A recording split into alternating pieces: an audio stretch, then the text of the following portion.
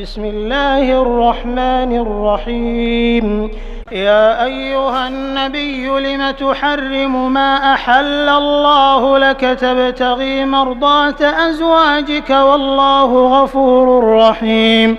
قد فرض الله لكم تحلة أيمانكم والله مولاكم وهو العليم الحكيم. وإذ أسر النبي إلى بعض أزواجه حديثا فلما نبأت به وأظهره الله عليه عرف بعضه وأعرض عن بعض فلما نبأها به قالت من أنبأك هذا قال نبأني العليم الخبير.